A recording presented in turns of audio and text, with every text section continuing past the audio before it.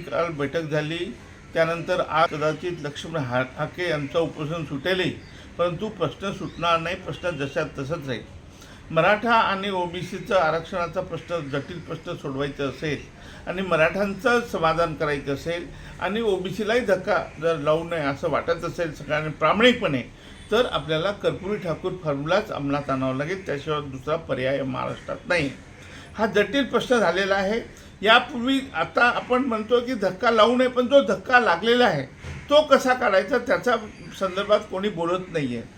गेले कित्येक वर्ष ओबीसीचं आरक्षण जे आहे ते मराठा कुणबी समाज घेऊन चाललेला आहे, त्याच्यावर कोणी बोलत नाही आहे.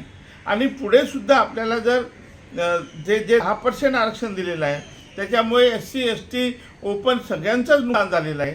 ह्या सगळ्यावर तोडगा काढायचा असेल आणि हे जर आरक्षण खऱ्या अर्थाने वाचवायचं असेल तर आपल्याला कर्पुरी ठाकूर फॉर्म्युला हा एकमेव पर्याय आहे आणि त्यामुळेच आपल्या सामंजस्याने हा प्रश्न सुटणार आहे.